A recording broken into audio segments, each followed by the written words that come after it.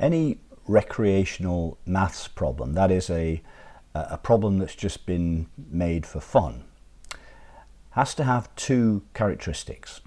First of all, it has to be solvable without knowing a lot of advanced maths, really knowing the kind of maths that you would be taught in school and nothing more.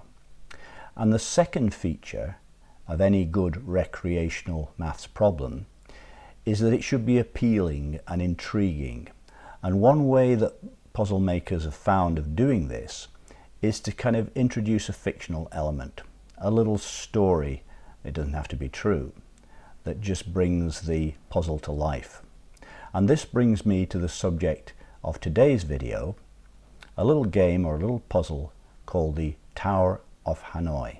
So let's find out more about it and discover the maths behind it.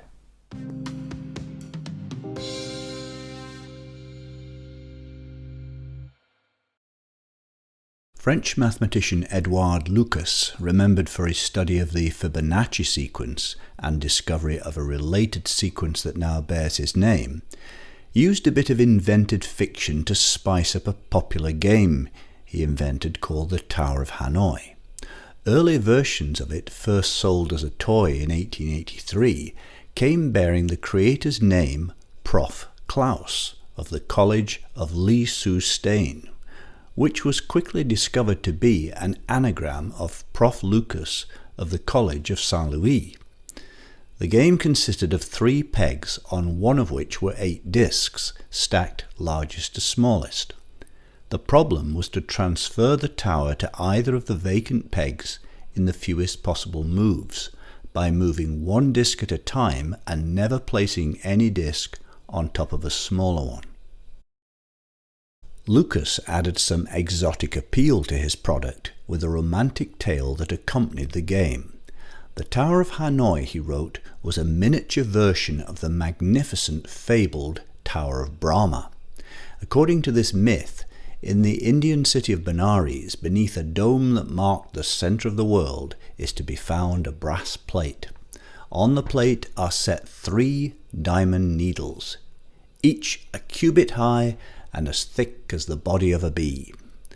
The god Brahma placed 64 discs of pure gold on one of these needles at the time of creation. Each disc is a different size, and each is placed so that it rests on top of another disc of greater size, with the largest resting on the brass plate at the bottom and the smallest at the top. Within the temple are priests, whose job it is to transfer all the gold discs from their original needle to one of the others without ever moving more than 1 disc at a time. No priest can ever place any disc on top of a smaller one or anywhere else except on one of the needles. When the task is done and all 64 discs have been successfully transferred to another needle, tower, temple and Brahmins alike will crumble into dust, and with a thunderclap the world will vanish. The prediction seems fairly safe, given that the number of steps required to transfer all the discs would be 2 to the power 64 minus 1, or approximately 1.8447 times 10 to the 19. Assuming 1 second per move, this would take about 5 times longer than the current age of the universe. Fortunately, the Tower of Hanoi doesn't have to be so time-consuming.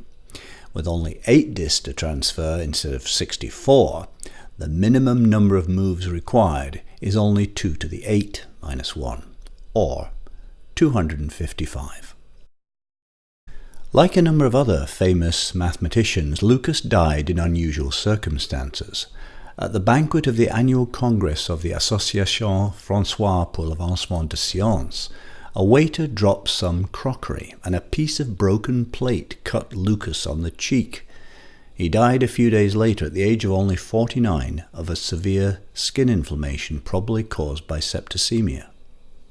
So there you have it, the strange tale of the Tower of Hanoi. Thanks for watching. Please subscribe if you haven't already, and I'll see you again next time to discover more maths.